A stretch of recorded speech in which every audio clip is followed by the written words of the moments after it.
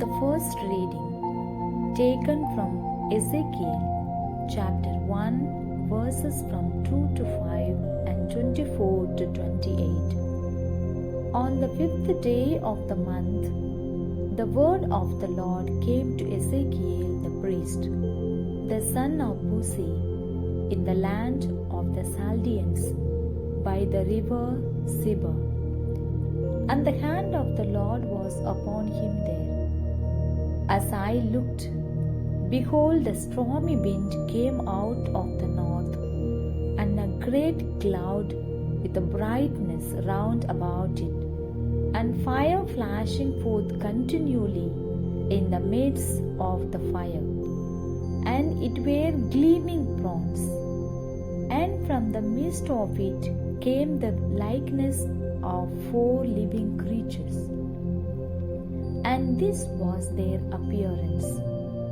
They had form of men, and when they went, I heard the sound of their wings like the sound of many waters, like the thunder of the mighty, a sound of tumult, like the sound of hosts. When they stood still, they let down their wings, and there came a voice from above the firmament over their heads. When they stood still, they let down their wings, and above the firmament over their heads there was the likeness of the throne, in appearance like a sapphire. And seated above the likeness of a throne was a likeness as it were of a human form.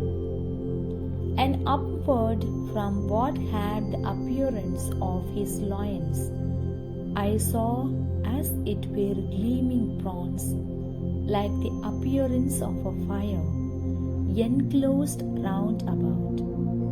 And downward from what had the appearance of his loins, I saw as it were the appearance of fire, and there was brightness round about it, like the appearance of the bow that is in the cloud on the day of rain.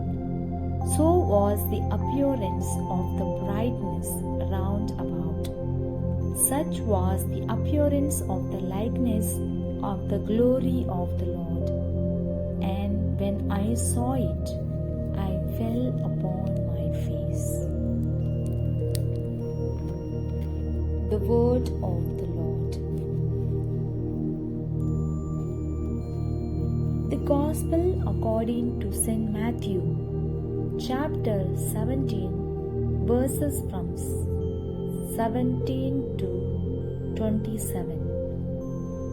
At that time, as the disciples were gathering in Galilee, Jesus said to them, "The Son of Man is to be delivered into the hands of men, and they will kill him, and he will be raised on the 3rd day."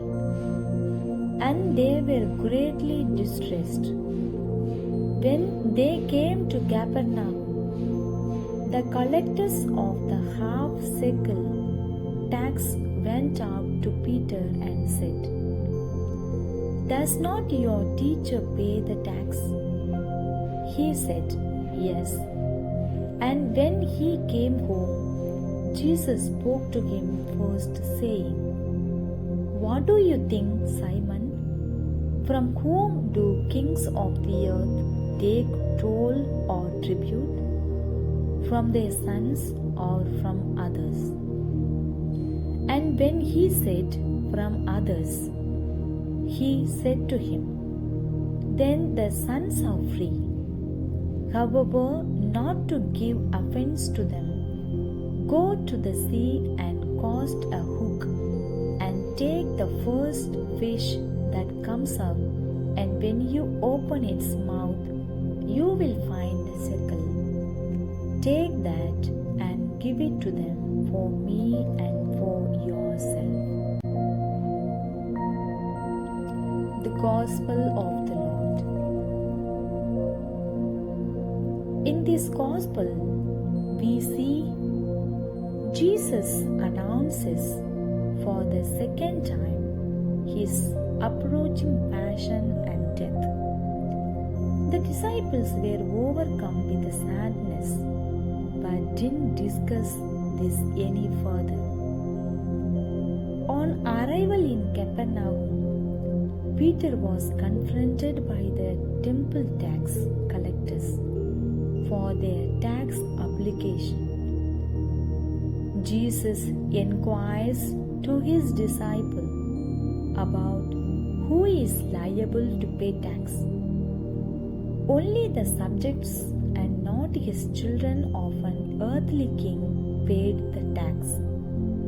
As Peter says, Jesus, by declaring himself exempt from his tax, took the opportunity to teach that he is God's own son. Despite his exemption for fear of giving scandal, Jesus wanted to fulfill his duties as a responsible member of the Jewish community. This is a sense saying that Christians should be exemplary in carrying out their obligations and responsibilities. This is also extends to our obligations to the universal church. Our Christian life has a social and political dimension that arises from our faith in the Lord Jesus Christ. Are you an abiding citizen and a good member of the church?